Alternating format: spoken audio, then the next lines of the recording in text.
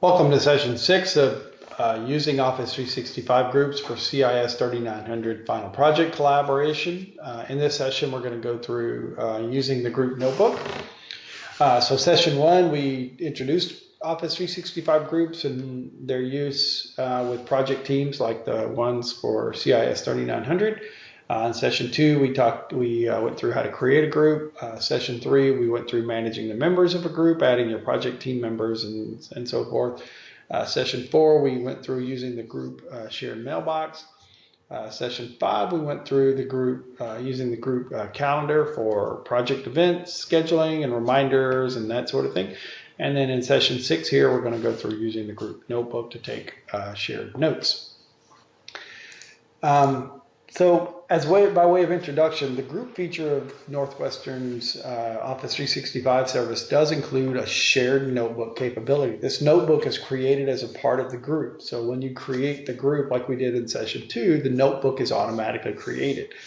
And this notebook allows all members of the team to take notes from meetings, research through the assignment documentation, thoughts, plans, what have you, into a central location that can be viewed, updated, and, doodled on and more in real time by members of the project teams, even simultaneously. So everyone on the project team can be working in the notebook at the same time, which makes it pretty powerful, especially for early work on a project task that you're working on together. So as an example, I'll give you some use cases later on in the session that where my project team used the OneNote shared notebook very successfully.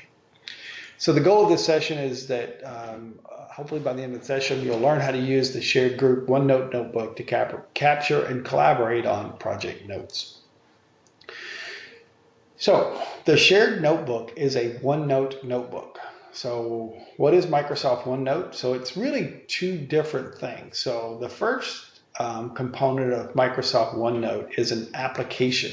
And that application is available on Windows, on the Mac OS, on iOS, on Android, and on Windows Phone as well. You can download that off of the Apple Store, or you can download it off Microsoft's website and that sort of thing. It is free. The application part of it works in standalone mode for free. It's still pretty powerful in standalone mode. And the application basically provides a user interface that uses a spiral notebook as a metaphor. It allows multiple notebooks. Each notebook has multiple tab sections, and each section has pages, just like a tab notebook. So you can see here, here is the OneNote Windows application. I'm using Windows 10, so this is the Windows application. And you can see over on the left, I have lots of different notebooks. Here is my CIS 3900 Group 4 shared notebook. Here is the tab, so I can create another tab, test tab, right? Just like, imagine you have a 5-subject or spiral notebook, and these are tabs along the side. And back here, in this tab, here are pages, right? So each one of these are pages in that tab, and I can just add another page, right? So test page. And the interesting thing about this is, since it is digital, the metaphor, it extends the metaphor of that 5-subject notebook. So, unlimited sections. So you can have, 5-subject notebook has 5 sections. Well, you can have as many sections as you want in OneNote. You can also group those sections together. So in big, giant notebooks with lots and lots of sections, you might want to group those sections, so you can do that. And of course, you can have unlimited pages, and in your traditional spiral notebook, the page is only a certain size. You can only write so much stuff on it. And OneNote, since it's all digital, the page size, you could just keep going on and on and on. So, organizing the OneNote notebook, and in this case, the shared notebook for the project team, is really unlimited. You can organize it however you want. And on a page in OneNote, you can type information, you can draw. So if you have a tablet computer like an iPad or a Surface or something like that, you can draw. You can paste in screenshots. You can record audio and video right into the notebook. So if you have some thoughts you want to capture, or let's say that Dr. Perez Mira is doing a kind of an overview of what some section in the project needs to be, and you wanted to record that and play it back later. You can add tables, images, almost any kind of note that you can imagine. You can take it right into OneNote.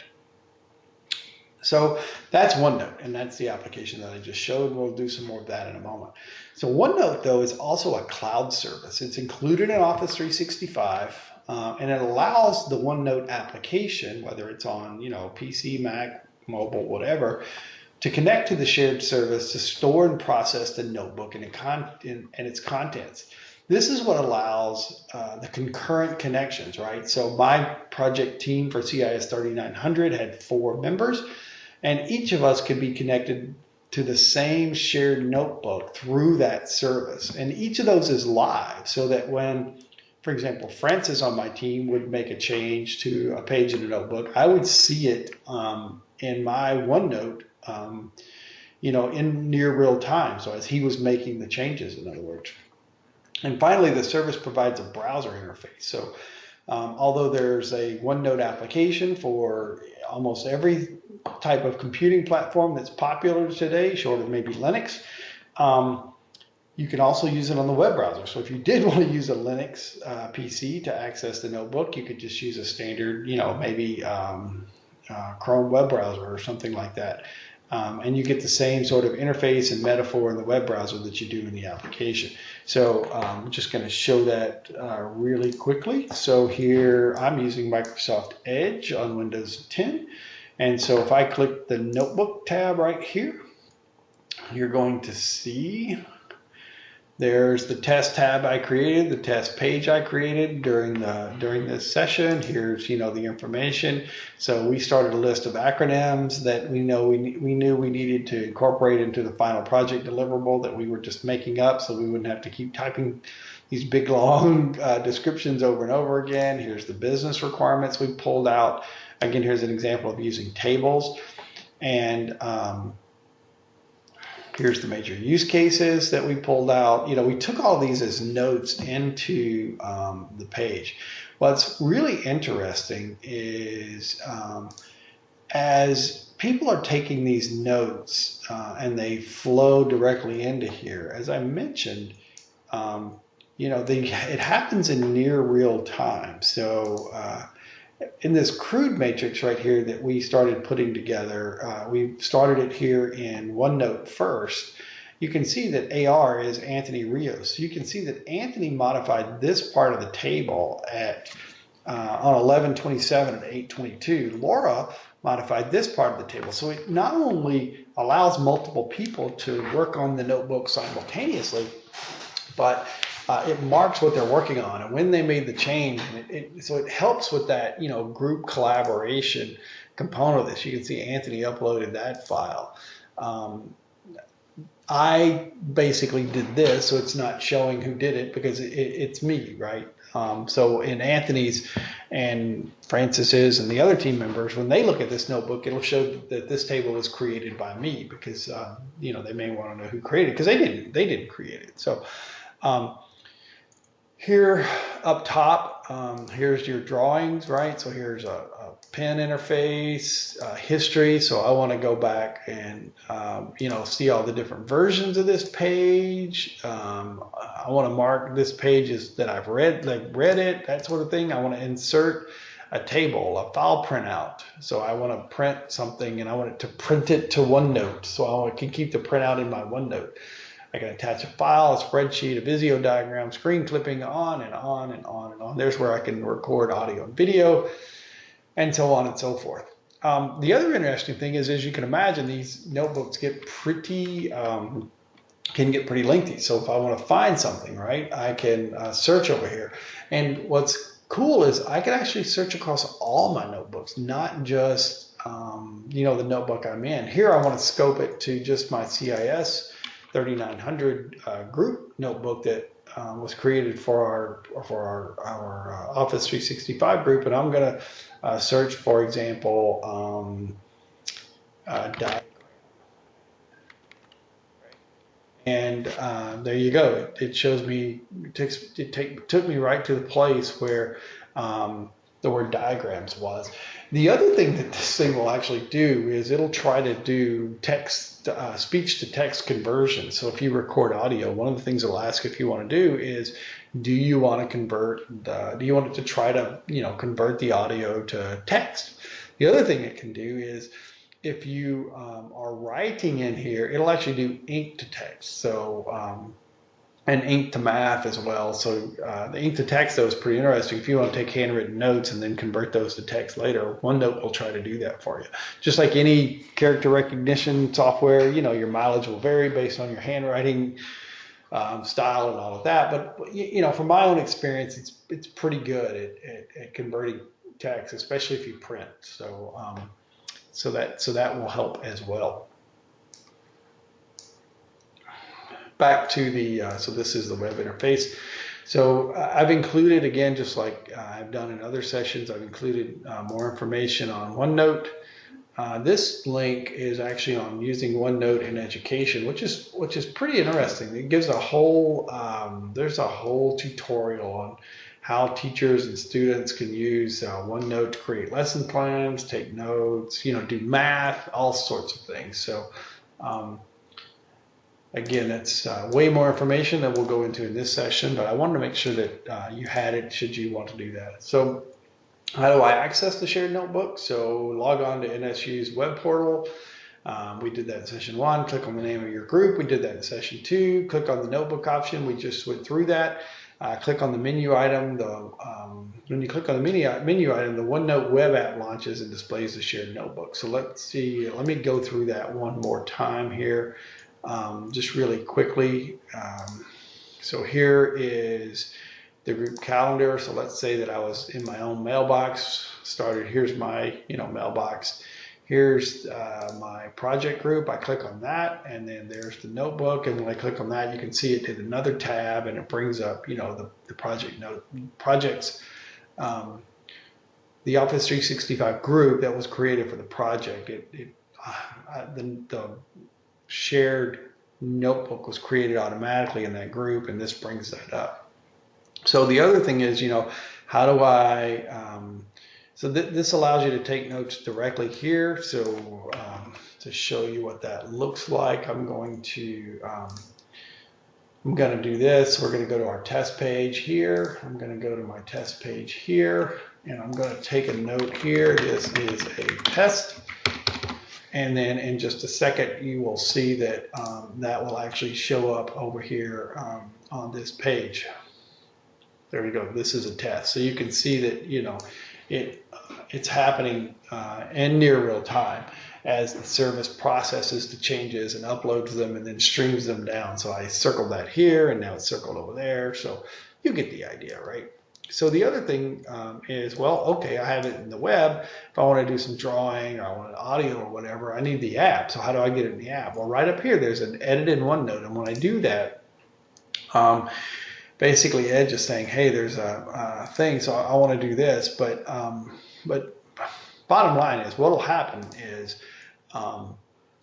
the web browser launches OneNote, sends the URL to the OneNote service, the shared notebook, if you will, to OneNote, and then OneNote will open it. It may ask you for your credentials. If it does, you just use your standard NSU email address and password, just like you logged onto the web portal, and it will open the notebook in OneNote. So there's a couple of other interesting things here. If you wanted to send an email with a link to, let's say, the major use cases. So I was working on the major use cases. I've gotten done with them. And I want to let the group know that they can now look at this. So how do I do that? Well, to me, the easiest way is I just want to copy a link to this page, right? And then I go back to my email application here. I send an email to, I'm just going to do it to myself here, but I could put, again, I could put the CIS group there. I just don't want to bother the rest of the group. So I'm just going to put me and put, check out these use cases. paste the URL in, right? And then there you go. So it gives me two URLs. So the first URL, and this looks much nicer when you do it in Outlook. Let me show you that. Little Windows 10 mail app here leaves a little to be desired, I suppose. So I'm just going to show you what it looks like here. I'm going to paste this in here. So if you'll notice, it captures the big, giant, long emails into this. So it is two URLs. So the first one would take me to the web. Right, so when I click it, it's going to take me to the web browser version, and this one's going to take me to the OneNote.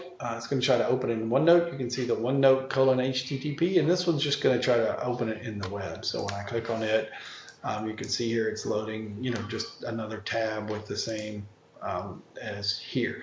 And you'll notice it took me to the specific page that I did a copy paste of. So to me, that's the easiest way to sort of get team members access to a particular page that you're working on, or a tab or anything like that. It's just copy a link to that, paste it in an email, send an email to the group, and you're good to go. So I'm going to kill all of this. We don't really want to send that. So there are the two links there. Oops. So there are the two links right there. Remember, that was the here's the URL to the web view, and here's the URL to the OneNote view. You'll notice the OneNote here, and Windows knows when it sees that to try to open the OneNote application. So I'm going to just discard that. We don't need that email any longer. So that's OneNote, right? So a couple of things. So one, here's some use cases. So when reviewing the project assignment documentation, important items can be noted or pasted into a section called assignment notes. When researching the project, you can, do a table called use cases. So that's what I did here, right? As I was reading through the project documentation, watching the project assignment video that Dr. Perez Miro sent, I was, just in real time taking these notes here. And my other team members could have been taking notes at the same time, either in that page or a different page. And then, during a team meeting, the team can take notes together, right? So there's no longer this need of each team member takes their own notes and then emails them to one another, or, then copy paste them together. And then you just take them right into OneNote. And you could even record the actual voice if you wanted to, right into OneNote, so that you could not only have, notes and action items that people took, but also you could have the voice recording for the meeting right there. One other thing I wanted to point out, this is not on the agenda, but this is pretty powerful as well. You can actually use this, let me get out of the drawing here, type. You can actually use OneNote to, tag things, right? So if I want to tag something as a to-do, important, a question, a definition, there's a bunch of tags that it creates by default, and then you can, create your own custom tags. And so you could automatically link this into a meeting if you wanted to have if you wanted to link a particular page where you wanted the people that were going to be in the meeting to take the notes, they could take it right in. So OneNote is pretty powerful in the fact that it's combined with a shared notebook that's automatically created for the group. When you create that group for the project team, there's now a notebook for the project team, and then all of your notes and all that can be in one place. So hopefully after this session, you understand better how to use the Office 365 shared group OneNote notebook to capture and collaborate on project notes. In session 7, we will start looking at the group OneDrive, which is a place to put files and work on files together other than notes. So until then, I hope you enjoyed the session.